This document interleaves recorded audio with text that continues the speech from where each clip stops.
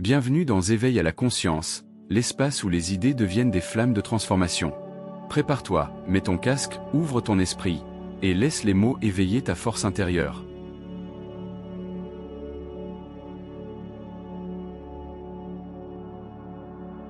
Chapitre 7. L'épopée de la création. Sur la plupart des sceaux rouleaux que l'on a retrouvés, des symboles représentant des corps célestes membres de notre système solaire figurent au-dessus de représentations de dieux ou d'hommes. Un sceau akkadien datant du 3e millénaire avenue Jésus-Christ. Conservé au Vorderasiatische Abteilung au musée de Berlin-Est, catalogué VA 243, tranche dans la façon habituelle de décrire les corps célestes. Il ne les présente pas séparément, mais plutôt comme un groupe de 11 globes entourant une grande étoile rayonnante. Il s'agit vraisemblablement d'une représentation du système solaire tel que le connaissaient les Sumériens, un système composé de 12 corps célestes. Notre système solaire est, en général, représenté de façon schématique comme une succession de planètes s'étendant sur une ligne, à partir du Soleil et à des distances toujours plus grandes. Mais, si l'on représentait les planètes, non pas sur une ligne, mais l'une après l'autre dans un cercle, Mercure, la plus proche en premier, puis Vénus, puis la Terre, etc., il en résulterait quelque chose de semblable à ce qui est représenté à la figure suivante. Ces dessins sont schématiques, aucun n'est à l'échelle, et les orbites planétaires sont, pour les besoins de la présentation, circulaires plutôt qu'elliptiques. Si on se penche une fois de plus sur l'agrandissement du système solaire représenté sur le sceau cylindrique VA 243, on s'aperçoit que les points qui entourent les étoiles sont, en réalité, des globes dont la taille et l'ordre sont conformes à ceux du système solaire représentés à la figure ci-dessus. La petite planète Mercure est suivie d'une planète plus grande, qui est Vénus. La Terre, de la même taille que Vénus, est accompagnée de la petite Lune. En continuant dans le sens contraire des aiguilles d'une montre, on trouve Mars correctement représenté plus petit que la Terre, mais plus grand que la Lune ou Mercure. Si on se penche une fois de plus sur l'agrandissement du système solaire représenté sur le sceau cylindrique VA 243, on s'aperçoit que les points qui entourent les étoiles sont, en réalité, des globes dont la taille et l'ordre sont conformes à ceux du système solaire représentés à la figure ci-dessus. La petite planète Mercure est suivie d'une planète plus grande, qui est Vénus. La Terre, de la même taille que Vénus, est accompagnée de la petite Lune. En continuant dans le sens contraire des aiguilles d'une montre, on trouve Mars correctement représenté plus petit que la Terre, mais plus grand que la Lune ou Mercure. On trouve ensuite une planète qui nous est inconnue, considérablement plus grande que la Terre, quoique plus petite que Jupiter et Saturne qui, visiblement, la suivent. Plus loin, une autre paire correspond parfaitement à Uranus et à Neptune. Enfin, on trouve Pluton, d'assez petite taille, mais pas à l'endroit où on le situe maintenant, après Neptune. Il apparaît entre Saturne et Uranus. En faisant de la Lune un corps céleste à part entière, la représentation sumérienne tient compte de toutes nos planètes connues, les place dans le bon ordre, à l'exception de Pluton, et en indique les tailles respectives. Cette représentation vieille de 4500 ans insiste cependant sur le fait qu'il existait, ou avait existé, une autre grande planète entre Mars et Jupiter. Il s'agit, comme nous allons le démontrer, de la 12e planète, la planète des Néphilim. Si cette carte sumérienne avait été découverte et étudiée il y a 2 siècles, les astronomes en auraient déduit que les Sumériens étaient vraiment mal renseignés puisqu'ils imaginaient des planètes au-delà de Saturne. Or, maintenant nous savons qu'Uranus, Neptune et Pluton existent réellement. Les Sumériens ont-ils imaginé eux-mêmes les autres anomalies, ou ont-ils appris auprès des Néphilim que la Lune était un membre du système solaire à part entière, que Pluton se situait près de Saturne et qu'il existait une 12e planète entre Mars et Jupiter? Il aura fallu plusieurs missions américaines d'Apollo sur la Lune pour rejeter la vieille théorie qui la présenta longtemps comme une balle de golf gelée. Au mieux, pensait-on, elle était un morceau de matière qui s'était détaché de la Terre à l'époque où celle-ci se trouvait encore en ébullition et malléable. Sans l'impact de millions de météorites qui laissèrent des cratères sur la Lune, elle eût été un bout de matière sans visage, sans vie et sans histoire, qui se serait solidifié et suivrait la Terre sans relâche. Les observations faites par les satellites sans équipage déclenchèrent cependant les premières remises en question de ces vieilles croyances. On détermina que la composition chimique et minérale de la Lune présentait des différences suffisantes avec celle de la Terre pour permettre de réfuter la théorie de la séparation. Les expériences effectuées sur la Lune par les astronautes américains suivies de l'étude et de l'analyse du sol et des échantillons qu'ils ramenèrent sur Terre ont établi, sans l'ombre d'un doute, que la Lune, quoique actuellement aride, fut un jour une planète vivante. Comme la Terre, elle est composée de couches, ce qui signifie qu'elle s'est solidifiée à partir d'un état originel en ébullition. Comme la Terre, elle dégageait de la chaleur, mais, alors que la chaleur de la Terre provient de ces matériaux radioactifs cuits sous la pression énorme qui existe à l'intérieur d'elle, La chaleur de la Lune provient apparemment de couches de matériaux radioactifs qui s'étendent près de sa surface. Ces matériaux radioactifs sont cependant trop lourds pour être remontés à la surface. Quel est le processus qui les a déposés si proches de la surface? Le champ de gravité de la Lune semble anarchique, comme si d'énormes morceaux de matière, tels que le fer, n'avaient pas uniformément rejoint le noyau, mais avaient été dispersés. Mais par quel procédé ou sous la pression de quelle force? On sait que les roches anciennes de la Lune étaient magnétisées. On a aussi découvert que les champs magnétiques furent changés ou inversés. Cela résulta-t-il d'un processus interne inconnu ou d'une influence extérieure indéterminée? Les astronautes d'Apollo 16 ont trouvé sur la Lune des morceaux de pierre, appelés brèches, qui sont le produit de l'éclatement de la pierre solide et de sa reconstitution sous l'effet d'une chaleur extrême et soudaine. Quand et comment ces pierres ont-elles éclaté puis se sont refondues les unes dans les autres? D'autres matériaux à la surface de la Lune sont riches en potassium radioactif très rare et en phosphore, matériaux qui, sur Terre, se trouvent profondément enfouis. En regroupant de telles découvertes, les scientifiques ont à présent la certitude que la Lune et la Terre, formées approximativement des mêmes éléments à environ la même époque, ont évolué, tels des corps célestes séparés. Selon les scientifiques de la NASA, US National Aeronautics and Space Administration, la Lune a évolué normalement pendant ses premiers 500 millions d'années. Voici leurs propos tirés d'un rapport paru dans le New York Times. La période la plus cataclysmique a eu lieu, il y a 4 milliards d'années, quand des corps célestes de la taille de grandes villes ou de petits pays vinrent s'écraser contre la Lune et donnèrent naissance à ces immenses bassins et à ces très hautes montagnes. Les quantités extrêmement importantes de matériaux radioactifs laissés par les collisions commencèrent à chauffer la roche sous la surface, en firent fondre de grandes quantités et firent jaillir au travers des failles des mers de lave jusqu'à la surface. Apollo 15 trouva dans le cratère Tsiolkovsky un glissement de roche 6 fois plus important que le plus vaste glissement de roche sur Terre. Apollo 16 découvrit que la collision qui avait créé la mer de Nectar avait projeté des débris sur 1600 km à la ronde. Apollo 17 se posa sur un escarpement 8 fois plus élevé que le plus haut existant sur Terre.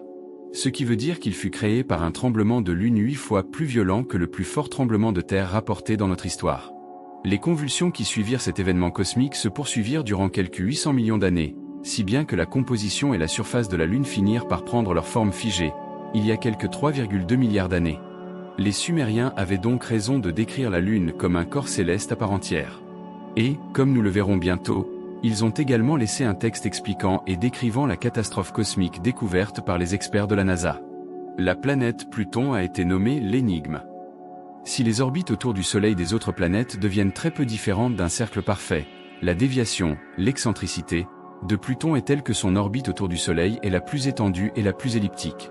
Alors que les autres planètes tournent en orbite autour du Soleil sur plus ou moins le même plan, Pluton est la seule planète à traverser l'orbite d'une autre planète, Neptune. Par sa taille, Pluton se situe dans la classe des satellites.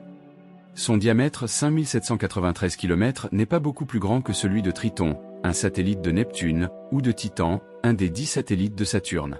Toujours en raison de ces caractéristiques, on a suggéré que cette marginale aurait commencé sa vie céleste en tant que satellite et aurait, d'une façon ou d'une autre, échappé à son maître pour se mettre d'elle-même en orbite autour du Soleil. Nous verrons bientôt que, d'après les textes sumériens, c'est bien ce qui se produisit. Nous arrivons à présent au point crucial dans notre quête de réponse aux événements célestes des ères premières, l'existence de la 12e planète. Aussi incroyable que cela puisse paraître, nos astronomes ont recherché les preuves qu'une telle planète a bel et bien existé entre Mars et Jupiter. Vers la fin du XVIIIe siècle, avant même la découverte de Neptune, plusieurs astronomes ont démontré que les planètes étaient placées à certaines distances du Soleil selon une loi définie. Cette déduction, connue sous le nom de loi de Bode, a convaincu les astronomes qu'une planète avait dû être en orbite. Là où, jusqu'alors, on ne soupçonnait l'existence passée d'aucun corps céleste, à savoir entre les orbites de Mars et de Jupiter. Aiguillonnés par ces calculs mathématiques, les astronomes se mirent à scruter les cieux dans la zone indiquée de la planète manquante. Le premier jour du XIXe siècle, l'astronome italien Giuseppe Piazzi découvrit, exactement à la distance indiquée, une très petite planète, 780 km de diamètre, qui la plaçait Cérès. En 1804, le nombre des astéroïdes, petites planètes, s'éleva à 4. À ce jour, on a dénombré 3000 astéroïdes en orbite autour du Soleil sur ce que l'on nomme aujourd'hui la ceinture astéroïdale. Sans nul doute, il s'agit là des débris d'une planète qui s'est désintégrée. Les astronomes russes lui ont donné le nom de Phéton, chariot. Quoique les astronomes aient la certitude qu'une telle planète ait existé, ils demeurent incapables d'expliquer sa disparition. La planète a-t-elle explosé d'elle-même? Dans ce cas, ces morceaux se seraient dispersés tous azimuts. Ils ne seraient pas restés concentrés dans une seule ceinture. Si une collision fut la cause de l'explosion de la planète manquante, où est le corps céleste responsable? S'est-il, lui aussi, désintégré? Mais, lorsque l'on additionne les débris qui circulent autour du Soleil, leur somme ne suffit pas à justifier une planète entière, à plus forte raison 2 planètes. De plus, s'il s'agit des débris de 2 planètes, ceux-ci devraient avoir conservé respectivement les axes de révolution des 2 planètes. Or, tous les astéroïdes ont une rotation axiale simple, indiquant qu'ils proviennent d'un seul et même corps céleste. Comment la planète manquante a-t-elle été brisée et par quoi? Les réponses à ces énigmes nous ont été transmises depuis l'Antiquité. Il y a environ un siècle, après avoir déchiffré des textes trouvés en Mésopotamie, on s'aperçut, avec surprise, qu'il existait en Mésopotamie des textes qui, non seulement, s'apparentaient à des extraits de la Bible, mais qui, de plus, les précédaient dans le temps. La parution en 1872 de Die Schriften und das Alte Testament, de Eberhard Schrader, déclencha une avalanche de livres, d'articles, de débats qui durèrent un demi-siècle. Existait-il, à une époque antérieure, un lien entre Babylone et la Bible? Par provocation, les journaux titraient en l'affirmant ou le dénonçant, Babel und Bibel. Parmi les textes découverts par Henri Layard dans les ruines de la bibliothèque d'Ashurbanipal à Ninive, il en est un qui raconte une histoire de la création qui n'est pas sans rappeler celle du livre de la Genèse. Les tablettes brisées reconstituées puis publiées par George Smith en 1878, The Chaldean Genesis, établissent avec certitude qu'il avait existé un texte akkadien rédigé dans le dialecte du vieux Babylone qui racontait comment une certaine divinité avait créé le ciel et la terre et toutes choses sur terre, y compris l'homme. On trouve aujourd'hui de nombreux textes visant à comparer le texte mésopotamien au récit biblique. Si le travail du dieu babylonien ne fut pas accompli en 6 jours, le récit couvre, en fait, 6 tablettes. On trouva, en parallèle au 7e jour de repos et de jouissance devant son travail du Dieu de la Bible, une 7e tablette consacrée à l'exaltation du Dieu babylonien et de ses exploits. L.W. King appela à juste titre son texte se rapportant à ce sujet, The Seven Tablets of Creation. Nommé à présent Épopée de la création, ce texte était connu dans l'Antiquité par ses premiers vers, Enuma Elish, quand, dans les hauteurs. Le récit biblique de la création débute avec la création du ciel et de la terre. Le texte mésopotamien figure une vraie cosmogonie traitant d'événements antérieurs et nous ramenant au tout premier temps. Enuma Elish la Nabu Shamamu quand, dans les hauteurs, le ciel n'avait pas été nommé, Chaplitu Amatom Shama la Zakra et au-dessous, la terre ferme, la terre ne portait aucun nom. C'est alors, nous dit l'épopée, que 2 corps célestes engendrèrent une succession de dieux célestes. Au fur et à mesure qu'augmentait le nombre des êtres célestes, ils faisaient grand vacarme et provoquaient de nombreuses collisions qui perturbaient le Père originel.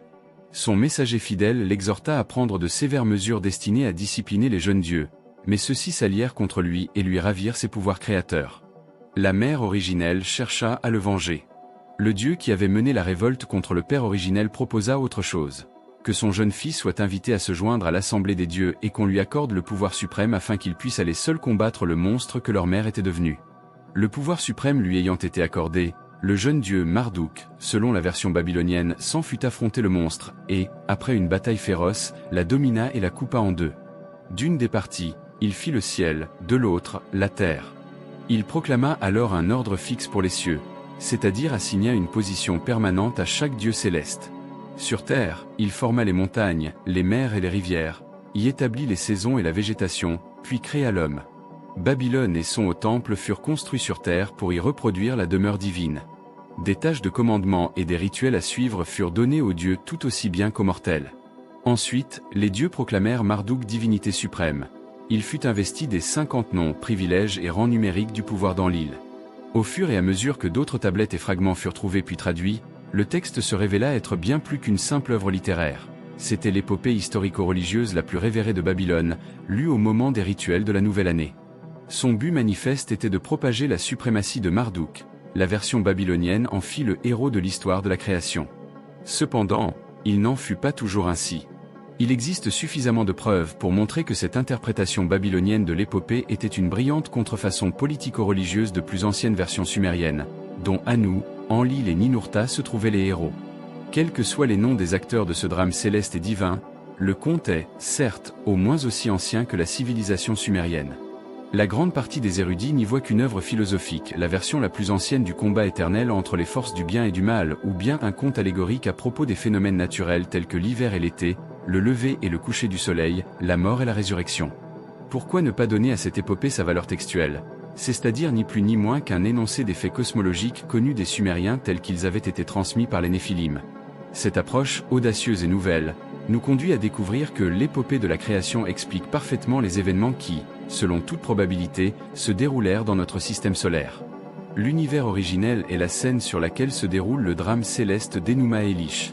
Les acteurs célestes sont, à la fois, ceux qui créent et ceux qui sont créés. Acte 1er. Quand, dans les hauteurs, les cieux n'avaient pas été nommés, et dessous, la terre ne portait aucun nom, rien, que l'Apsu originel, leur géniteur, Mummu, et Tiamat, celle qui les enfanta tous, leurs eaux étaient mélangées ensemble. Aucun roseau n'avait encore été formé, aucun marais n'était encore apparu. Aucun des dieux n'avait encore été créé, aucun ne portait un nom, leur destinée n'était pas déterminée. Ce fut alors quand leur domaine les dieux furent créés. C'est avec quelques traits d'un stylet de roseau sur la première tablette d'argile en 9 petits vers que l'ancien poète chroniqueur réussit à faire de nous un spectateur au premier rang, et, audacieusement ainsi que dramatiquement, à lever le rideau sur le spectacle le plus majestueux qui fût jamais vu, la création de notre système solaire. Dans l'étendue de l'espace, les dieux, les planètes doivent encore apparaître, être nommés, avoir leur destinée, leurs orbites déterminées. Il existe seulement 3 corps, l'AP.SOU originel, celui qui existe dès le début, Mum.MOU, celui qui est né, et Tiamat, pucelle de la vie.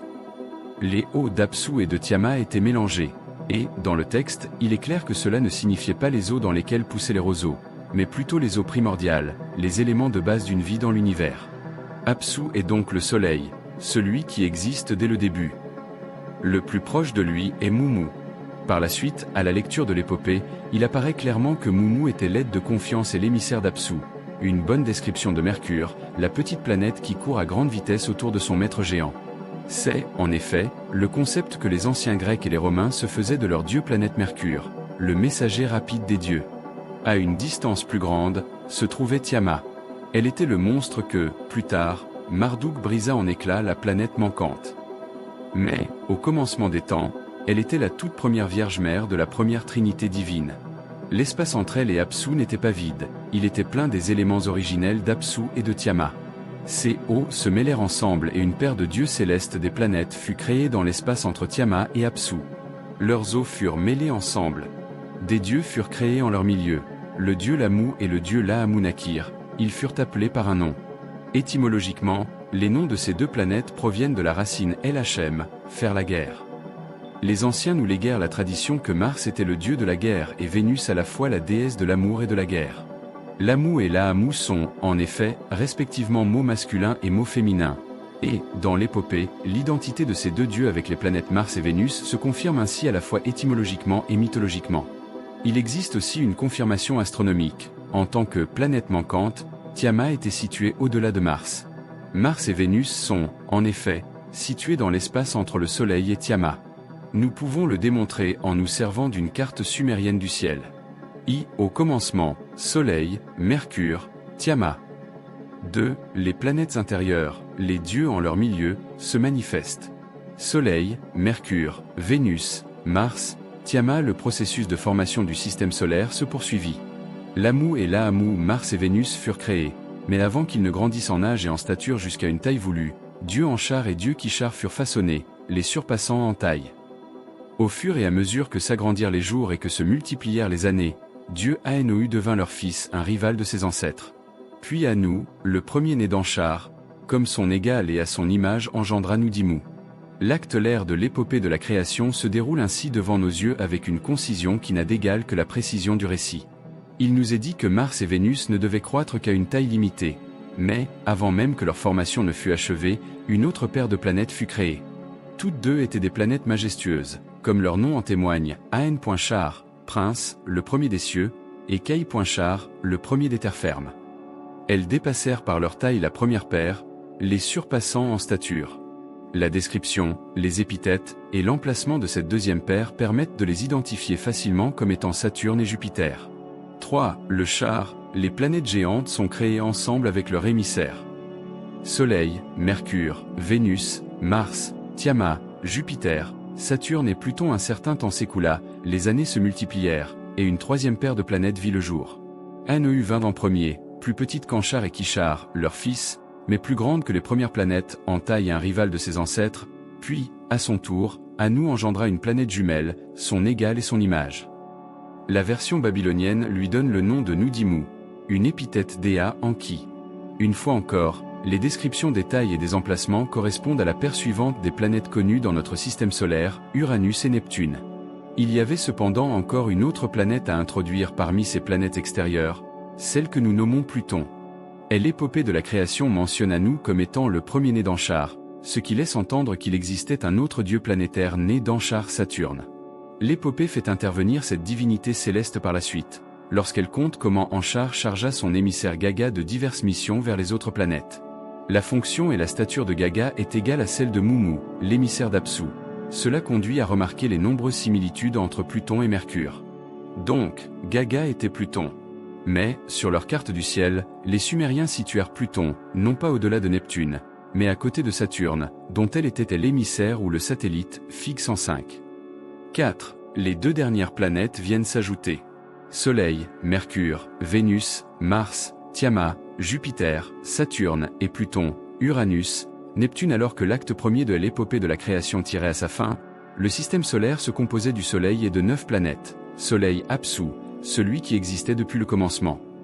Mercure Mumu, conseiller et émissaire d'Apsu. Venu Laamu, dame des batailles.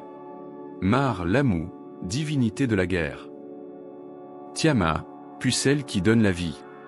Jupiter Kishar, le premier des terres fermes. Saturne Anchar, le premier des cieux. Pluton Gaga, conseiller et émissaire d'Anchar. Uranus Anu, celui des cieux. Neptune Nudimu, Ea, créateur habile. Où se trouvaient donc la Terre et la Lune? Elles n'avaient pas encore été produites dans la collision cosmique à venir. Avec la fin du drame majestueux de la naissance des planètes, les auteurs de l'épopée de la création lèvent à présent le rideau sur l'acte 2, un drame céleste tumultueux de planètes. À peine créée, la famille était loin d'avoir trouvé la stabilité. Les planètes gravitaient l'une vers l'autre, elles convergeaient sur Tiamat, perturbant et mettant en danger les corps célestes originaux. Les frères divins se groupèrent ensemble, ils dérangèrent Tiamat lorsqu'ils déambulèrent d'avant en arrière. Ils troublèrent le ventre de Tiamat par leur singerie dans les demeures du ciel. Apsu ne peut apaiser leurs clameurs. Tiamat était sans mots devant leur conduite. Leurs actes étaient détestables. Leurs manières étaient intempestives. Nous avons ici des références évidentes à leurs orbites irrégulières. Les nouvelles planètes déambulèrent d'avant en arrière, elles se rapprochèrent trop l'une de l'autre. Se groupèrent ensemble, elles interférèrent avec l'orbite de Tiamat, elles s'approchèrent trop près de son ventre, leur manière était intempestive. Bien que Tiamat fût la seule en danger, Apsu, lui aussi, trouva détestable la conduite des planètes. Il annonça son intention de détruire, d'écraser leur façon d'être au cours d'une séance secrète, où il fit part de son secret à Mumu. Mais ce quoi qu'ils aient tramé entre eux vint aux oreilles des dieux, et le complot qui s'ensuivit, visant à les détruire, les laissa bouche bée. Ea fut le seul à ne pas perdre la tête. Il imagina une stratégie pour verser le sommeil sur Apsu. Une fois que les autres dieux célestes eurent approuvé le projet, Ea dessina une carte très fidèle de l'univers et il jeta un sort divin sur les eaux originelles du système solaire. Quel était ce sort ou cette force exercée par Ea, la planète Neptune, alors la planète la plus éloignée du centre à partir de son orbite autour du Soleil qui encerclait aussi toutes les autres planètes? Sa propre orbite autour du Soleil avait-elle un effet sur le magnétisme solaire, et ainsi, sur ses émissions radioactives? Ou bien est-ce Neptune lui-même qui dégagea, lors de sa création, de considérables rayonnements d'énergie? Quels que fussent ses effets, l'épopée les compare à une immersion dans le sommeil, un effet calmant sur Apsu, le Soleil. Même Mumu, le conseiller, se trouva impuissant à se gouverner. Ainsi, dans le conte biblique de Samson et Dalila, le héros succombant au sommeil pouvait facilement se faire déposséder de ses pouvoirs. Pour dérober à Apsu le rôle créateur, Ea se déplaça rapidement. Mettant fin, semble-t-il, aux immenses projections de matière originelle du Soleil, Ea à Neptune retira le diadème d'Apsu, enleva sa cape d'aura.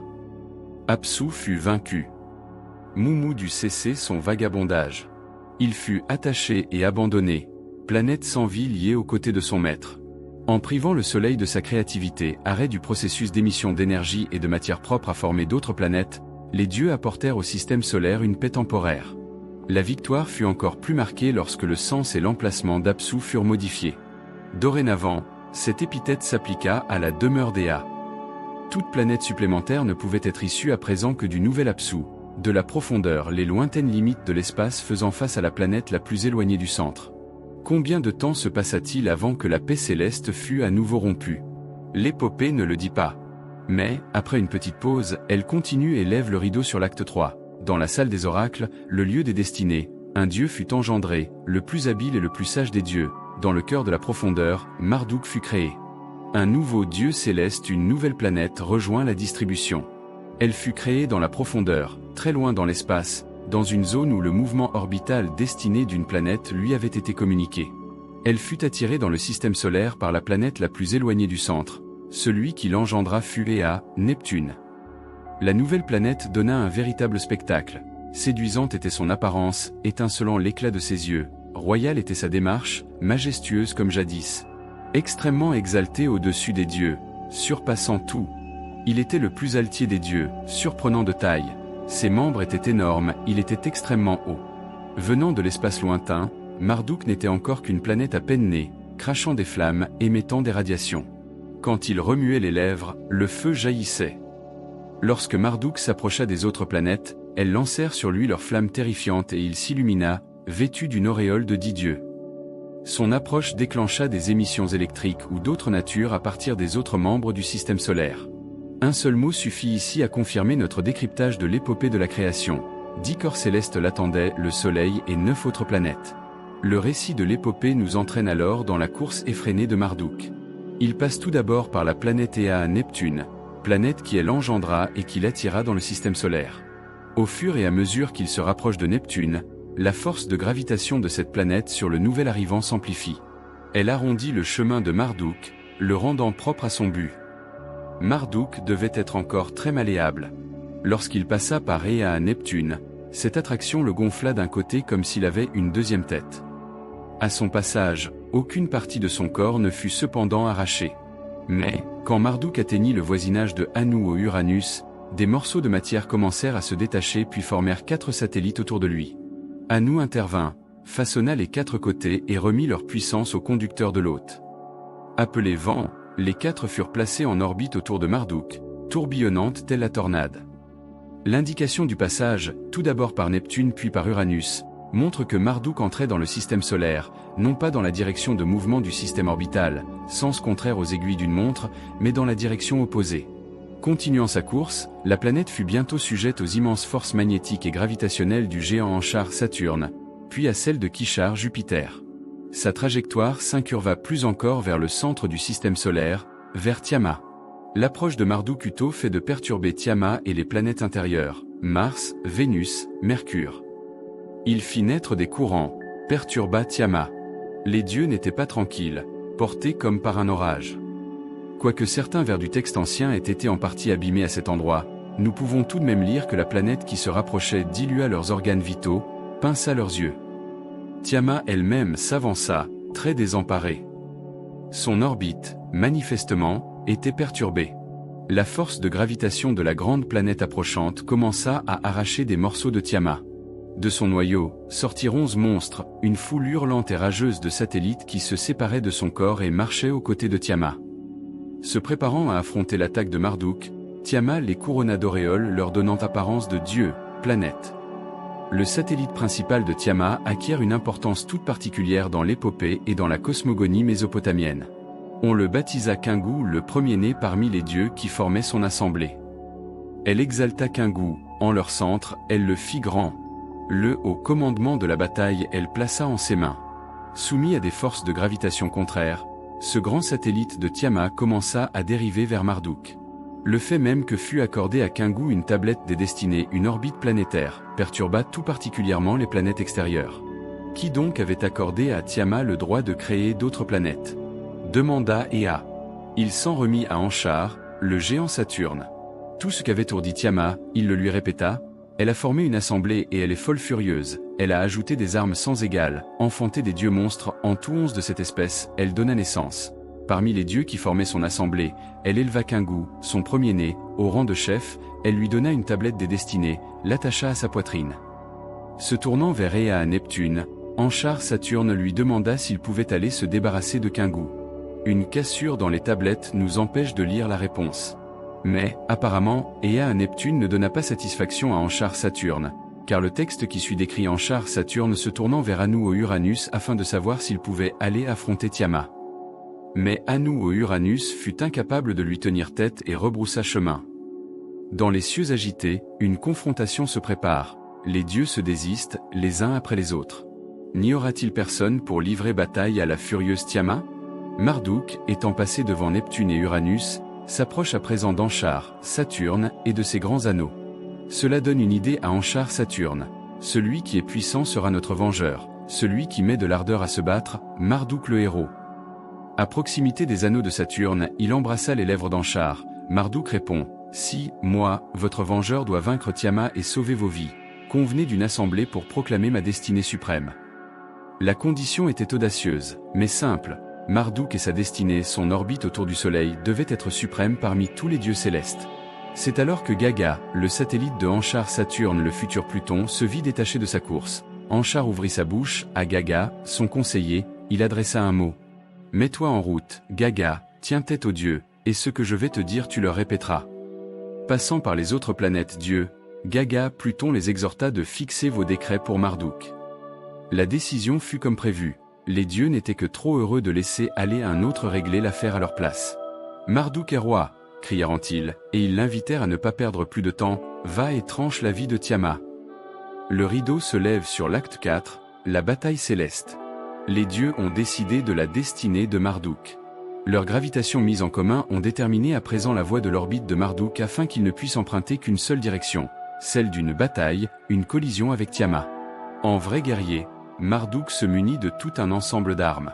Il emplit son corps d'une flamme ardente, il fabriqua un arc, y attacha une flèche, devant lui, il fixa l'éclair. Puis il confectionna un filet pour sur le champ saisir Tiamat.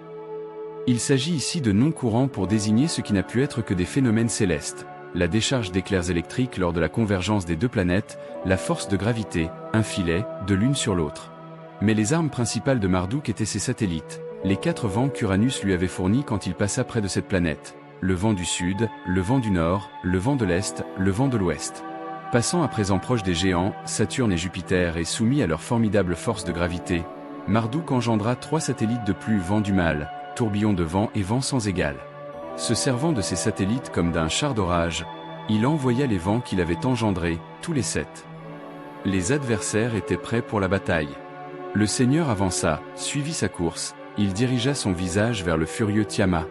Le Seigneur s'approcha pour scruter l'intérieur de Tiamat, le projet de Kingu, son compagnon, il perçut. Mais, au fur et à mesure que les planètes se rapprochaient, la course de Marduk devint irrégulière. Alors qu'il persiste à observer, sa course est perturbée, sa direction distraite, ses actes sont confus. Même les satellites de Marduk commencèrent de dévier de leur course. Quand les dieux, ses aides, qui marchaient à ses côtés, virent le vaillant Kingu, leur vision se brouilla. Les combattants allaient-ils, après tout, se manquer ? Mais le sort était jeté, leur course était irrévocablement programmée pour provoquer leur collision. Tiamat émit un rugissement. Le Seigneur souleva l'orage qui inonde, son arme puissante. La fureur de Tiamat grandissait à l'approche de Marduk, les racines de ses jambes tremblaient dans un mouvement de va-et-vient. Elle se mit à jeter des sorts contre Marduk, le même genre d'onde céleste dont Ea à Neptune s'était servi auparavant contre Apsu au Soleil et Moumou Mercure. Mais Marduk continua d'avancer vers elle. Tiamat et Marduk, les plus sages des dieux, avancèrent l'un contre l'autre. Ils se précipitaient vers un unique combat, ils s'approchaient pour se battre. L'épopée décrit alors la bataille céleste à la suite de laquelle le ciel et la terre furent créés. Le Seigneur déploya son filet pour l'y enfermer. Le vent du mal, le plus loin derrière, il lui jeta au visage. Comme elle, Tiamat, ouvrait la bouche pour le dévorer, il fit entrer le vent du mal, pour qu'elle ne puisse clore les lèvres. Les féroces vents de tempête se jetèrent alors sur son ventre. Son corps perdit toute forme. Sa bouche s'était grande ouverte. Il la transperça d'une flèche, qui déchira son ventre, qui perça ses entrailles, incisa sa matrice. L'ayant ainsi assujetti, il éteignit son souffle de vie. Voici donc une théorie des plus originales pour expliquer les énigmes célestes auxquelles nous nous heurtons. Un système solaire instable, composé du Soleil et de 9 planètes, fut envahi par une grande planète telle une comète venue de l'espace. Elle rencontra d'abord Neptune, puis, passant près d'Uranus, du géant Saturne et de Jupiter, sa course s'incurva profondément vers le centre du système solaire et enfanta 7 satellites. Elle était vouée sans appel à une collision avec Tiamat, la planète qui venait en ligne, juste après. Les vents de Marduk frappent Tiamat et ses hôtes, dirigés par Kingu. Mais les deux planètes n'entrèrent pas en collision, ce qui constitue un fait d'une très grande importance astronomique. Les satellites de Marduk et non Marduk lui-même s'écrasèrent contre Tiamat. Ils déformèrent le corps de Tiamat, Marduk tira une flèche, un éclair divin, une énorme décharge d'électricité qui jaillit telle une étincelle du corps de Marduk chargé d'énergie, la planète emplie d'éclats. Se frayant un chemin à travers les entrailles de Tiamat, il éteignit son souffle de vie, c'est-à-dire neutralisa les champs et forces électriques et magnétiques de Tiamat, et les éteignit. La première rencontre entre Marduk et Tiamat la laissa fissurée et sans vie. Mais son ultime destin devait être déterminé par leur rencontre future. Kingu, principal satellite de Tiamat, dut faire l'objet d'une action différente. Mais le sort des 10 autres plus petits satellites de Tiamat fut déterminé sur le champ. Après qu'il eut abattu Tiamat, le chef, sa bande fut brisée, ses hôtes cassés. Les dieux, ses aides qui marchaient à ses côtés, tremblant de peur, firent volte-face afin de se sauver et de préserver leur vie. Pouvons-nous identifier ces hôtes brisés, cassés qui tremblèrent et tournèrent leur dos, c'est-à-dire changèrent de direction? Ce faisant, nous apportons une explication à une autre énigme de notre système solaire, le phénomène des comètes. Ces minuscules globes de matière qu'on appelle également les membres rebelles du système solaire ne semblent obéir à aucune des règles de trajectoire normale. Les orbites des planètes placées autour du Soleil sont, à l'exception de Pluton, presque circulaires. Les orbites des comètes sont de forme allongée, et, dans la plupart des cas, dans une telle mesure que certaines d'entre elles disparaissent de notre vue pendant des centaines, voire des milliers d'années. Les planètes, hormis Pluton, sont en orbite autour du Soleil sur un même plan. Les orbites des comètes se situent sur de nombreux plans différents. Plus important encore, alors que toutes les planètes connues tournent autour du Soleil dans le sens inverse des aiguilles d'une montre, de nombreuses comètes évoluent dans le sens direct. Les astronomes sont incapables de dire quelle est la force ou l'événement à l'origine des comètes, et ce qui les précipita dans leurs étranges orbites. Notre réponse est nette, Marduk. Allant à grande allure dans la direction opposée, sur son plan orbital propre, il brisa, cassa les hôtes de Tiamat dont il fit de petites comètes et leur imposa sa force de gravité, son soi-disant filet. Jetés dans le filet, ils se retrouvèrent piégés. Toute la bande de démons qui avait marché à ses côtés il mit au fer, leur lia les mains. Étroitement encerclés, ils ne purent s'enfuir. Au terme de la bataille, Marduk retira à Kingu la tablette des destinées, l'orbite indépendante de Kingu, et l'attacha à sa propre poitrine. Sa course était à jamais prise en orbite autour du Soleil. Dorénavant, Marduk devrait toujours retourner au lieu de la bataille céleste. Ayant vaincu Tiamat, il continua de voguer dans les cieux, dans l'espace, autour du Soleil et dut reprendre sa course de retour par le même chemin des planètes extérieures, et à Neptune, dont Marduk accomplit le désir, en char Saturne à qui Marduk assura le triomphe. Puis sa nouvelle voie orbitale fit revenir Marduk sur les lieux de son triomphe pour renforcer son emprise sur les dieux vaincus, Tiamat et Kingu. Au moment où le rideau s'apprête à se lever sur l'acte V, ce sera là et là seulement que le récit biblique de la Genèse rejoint l'épopée de la création mésopotamienne. Car c'est à ce moment précis seulement que l'histoire de la création du ciel et de la terre commença. Ayant achevé sa toute première orbite autour du Soleil, Marduk revint alors à Tiamat, qu'il avait subjugué. Le Seigneur s'arrêta afin de contempler son corps sans vie. Afin de diviser le monstre, il eut un habile plan, puis, comme une moule, il la fendit en deux. Marduk alors frappa lui-même la planète vaincue, fendant Tiamat en deux, tranchant son crâne ou sa partie supérieure. Puis un autre satellite de Marduk, celui nommé Vent du Nord, heurta la moitié séparée. Le coup très dur porta cette partie destinée à devenir la Terre jusqu'à une orbite où aucune planète n'était encore jamais allée. Le Seigneur foula la partie arrière de Tiamat, avec son arme il en détacha le crâne, il trancha les canaux de son sang, et força le Vent du Nord à le porter vers des lieux alors inconnus.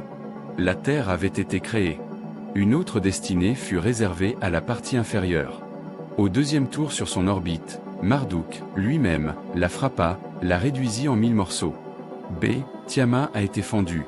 Sa moitié fracassée forme les cieux, la ceinture des astéroïdes. L'autre moitié, la Terre, est projetée sur une nouvelle orbite par le satellite de Marduk Vent du Nord. Kingu, le satellite principal de Tiamat, devient la lune de la Terre. Ses autres satellites sont devenus des comètes. Son autre moitié, il en fit un écran pour les cieux. Les enchaînant ensemble, il les plaça comme garde. Il tordit la queue de Tiamat pour en faire la grande bande tel un bracelet. Les pièces de cette moitié brisée furent martelées pour devenir un bracelet dans les cieux, servant d'écran entre les planètes intérieures et les planètes extérieures. Elles furent étalées en une grande bande. Ainsi fut créée la ceinture des astéroïdes. Les astronomes et les physiciens reconnaissent l'existence de grandes différences entre les planètes intérieures, ou terrestres, Mercure, Vénus, la Terre et sa Lune, et Mars, et les planètes extérieures, Jupiter et au-delà, deux groupes séparés par la ceinture des astéroïdes. On trouve à présent dans l'épopée sumérienne une ancienne reconnaissance de ces phénomènes. De plus, il nous est offert pour la première fois une explication cosmogonique scientifique des événements célestes qui aboutirent à la disparition de la planète manquante et à la création qui s'ensuivit de la ceinture des astéroïdes, plus les comètes, et de la Terre. Après que plusieurs de ces satellites et ces éclairs électriques eurent brisé Tiamat en deux, un autre satellite de Marduk aiguillonna sa moitié supérieure sur une nouvelle orbite pour en faire notre planète Terre. Puis, au deuxième tour de sa nouvelle orbite, Marduk fracassa la partie inférieure et étendit les morceaux dans une grande bande céleste. Toute l'énigme que nous avons introduite auparavant trouve ses réponses dans l'épopée de la création telle que nous l'avons déchiffrée.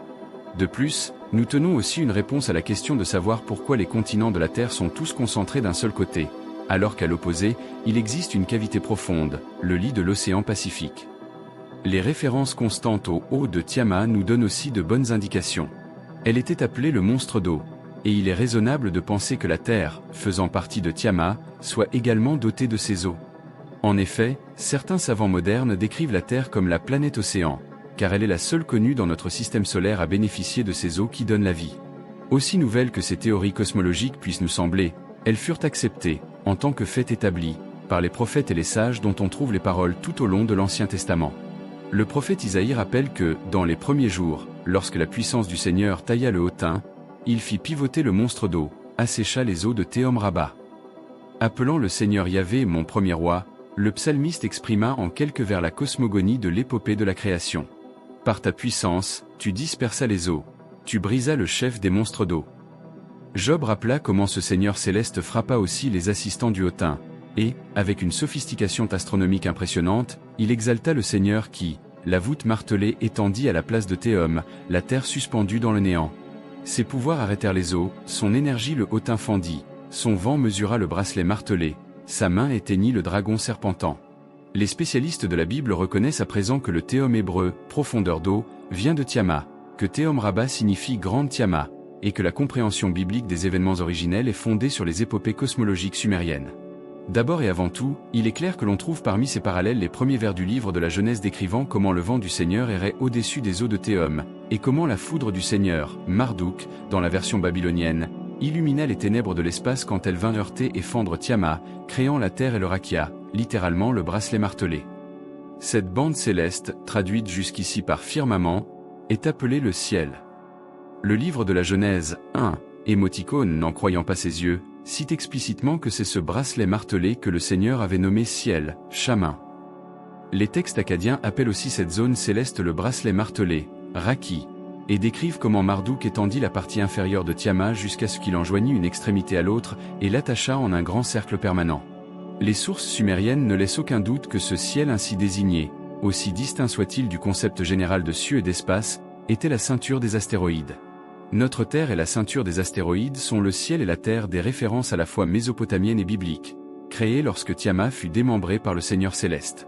Après que le vent du nord de Marduk eut poussé la Terre jusqu'à son nouvel emplacement céleste, la Terre obtint sa propre orbite autour du Soleil, dont les saisons résultent, et reçut son mouvement de rotation axiale, nous donnant le jour et la nuit.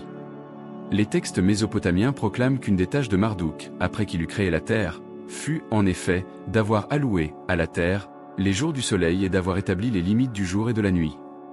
Les concepts de la Bible sont identiques, et Dieu dit qu'il y ait des lumières dans le ciel martelé, afin de diviser le jour et la nuit, et laissons-les être des signes célestes et pour les saisons et pour les jours et pour les années. Les savants modernes pensent qu'une fois la Terre devenue planète, elle fut une boule bouillante de volcans en éruption remplissant les cieux de brume et de nuages. Dès que les températures commencèrent à se refroidir, les vapeurs se transformèrent en eau, divisant la face de la Terre en terre sèche et en océan. La 5e tablette d'Enuma Elish, bien que très mutilée, nous fait part des mêmes données scientifiques. Se référant à l'éruption de lave comme le crachat de Tiamat, l'épopée de la création situe correctement ce phénomène avant la formation de l'atmosphère, des océans de la Terre et des continents. Après que les nuages d'eau furent rassemblés, les océans commencèrent à se former, et les fondations de la Terre, ses continents, furent élevés. Lorsque la fabrication de froid, un refroidissement eut lieu, la pluie, la brume apparurent. Pendant ce temps, le crachat continua de jaillir, faisant couche sur couche, formant la topographie de la terre. Une fois encore, le parallèle de la Bible est évident, et Dieu dit que les eaux sous les cieux se rassemblent à un endroit et que les terres sèches apparaissent. Et il en fut ainsi. Dès lors, la terre, avec les océans, les continents et une atmosphère, était prête pour la création de montagnes, de rivières, de sources et de vallées. Attribuant toute la création au seigneur Marduk, Enuma Elish poursuit ainsi sa narration. Mettant la tête de Tiamat à la terre en place, il y éleva les montagnes. Il fit jaillir les sources, pour alimenter les torrents. Il lâcha de ses yeux le Tigre et l'Euphrate. Il forma les hautes montagnes de ses tétons.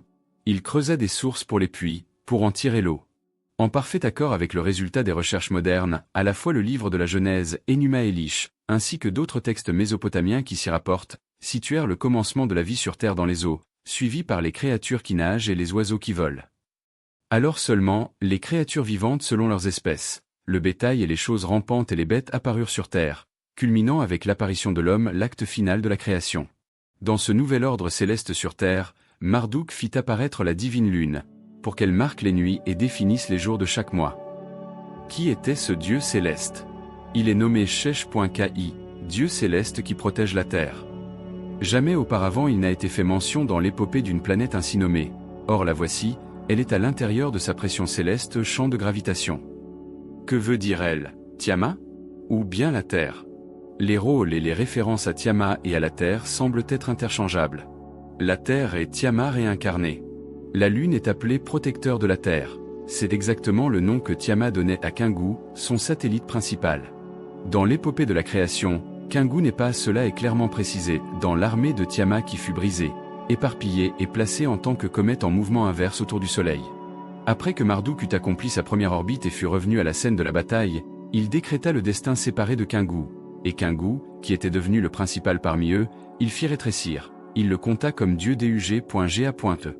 Il lui prit la tablette des destinées, pas également la sienne. Marduk ne détruisit donc pas Kingu.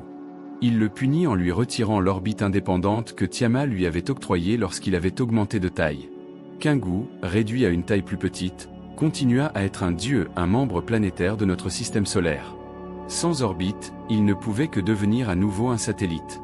Lorsque la partie supérieure de Tiamat fut envoyée sur une nouvelle orbite, telle la nouvelle planète Terre, nous supposons que Kingu fut entraîné par ce mouvement. Nous pensons que notre Lune est Kingu, l'ancien satellite de Tiamat. Transformé en un duguay céleste, Kingu fut dépouillé de ses éléments vitaux, atmosphère, eau, matière radioactive. Il diminua de taille et devint une masse d'argile sans vie. Ces termes sumériens décrivent avec justesse notre Lune sans vie, dont l'histoire fut récemment découverte, et le sort auquel fut voué ce satellite qui commença en tant que Kayen.gou, grand émissaire, et devint Dug.ga.e, pot de plomb. L.W. King, The Seven Tablets of Creation, fit état de l'existence de 3 fragments, provenant d'une tablette astronomique et mythologique, qui présentait une autre version de la bataille de Marduk avec Tiamat, dans laquelle se trouvaient des vers ayant trait à la manière dont Marduk envoya Kingu en mission. Kingu, son époux, avec une arme non guerrière, il découpa. Il prit les tablettes de la destinée des mains de Kingu. Une autre tentative de B. Landsberger, en 1923, dans Archiv für Keilschriftforschung, d'éditer et de traduire complètement le texte démontra l'interchangeabilité des noms de Kingu en sous-lune. De tels textes nous confirment, non seulement la conclusion que le satellite principal de Tiamat devint notre Lune, mais ils expliquent aussi les découvertes de la NASA quant à une immense collision lorsque des corps célestes de la taille de grandes villes vinrent s'écraser sur la Lune. Les trouvailles de la NASA et le texte découvert par L.W. King décrivent la Lune comme la planète qui fut dévastée.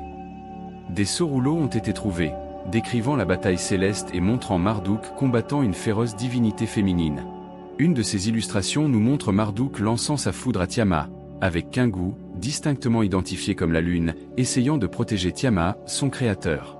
Cette représentation qui fournit l'évidence que la Lune de la Terre et Kingu sont le même satellite est rehaussée par l'étymologie du nom du dieu Sin, devenu associé par la suite avec la Lune. Sin vient de Su.an, seigneur des terres dévastées. Marduk, ayant disposé de Tiamat et de Kingu, parcourut à nouveau les cieux et observa les régions.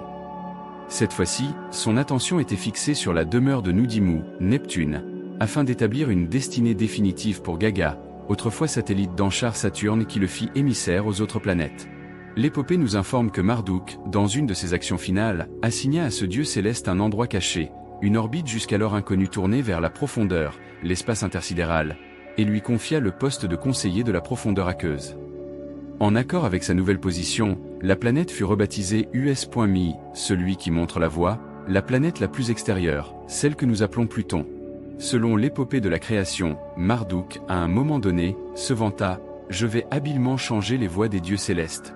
En 2 groupes, ils seront divisés. » C'est, en effet, ce qu'il fit. Il élimina des cieux le premier partenaire en création du Soleil, Tiamat. Il fit apparaître la Terre, et la projeta sur une nouvelle orbite plus proche du Soleil. Il martela un bracelet dans les cieux, la ceinture des astéroïdes qui sépare le groupe des planètes intérieures de celui des planètes extérieures. Il transforma la plupart des satellites de Tiamat en comètes. Il mit son satellite principal, Kingu, en orbite autour de la Terre pour en faire la Lune. Il repositionna un des satellites de Saturne, Gaga, et en fit la planète Pluton, en lui donnant certaines caractéristiques orbitales propres à lui-même, par exemple, le plan orbital différent. Les énigmes de notre système solaire, les cavités océaniques sur Terre, la dévastation de la Lune, les orbites inverses des comètes, le phénomène énigmatique de Pluton sont parfaitement résolus dans l'épopée de la création mésopotamienne, telle que nous l'avons déchiffrée. Marduk ayant ainsi construit les stations pour les planètes, prit pour lui-même la station Nibiru et traversa les cieux et observa le nouveau système solaire. Il était à présent composé de 12 corps célestes, avec, pour pendant, 12 grands dieux. Soleil Apsu, celui qui existait depuis le commencement. Mercure Mumu, conseiller et émissaire d'Apsu. Vénus Laamu, dame des batailles. Terre Ki. Lune Kingu. Mars Lamu, divinité de la guerre. Ceinture des astéroïdes, le bracelet martelé. 12e planète Marduk. Jupiter Kishar, le premier des terres fermes. Saturne Anchar, le premier des cieux. Uranus Anu, celui des cieux. Neptune Ea, créateur habile. Pluton Gaga, conseiller et émissaire d'Anchar.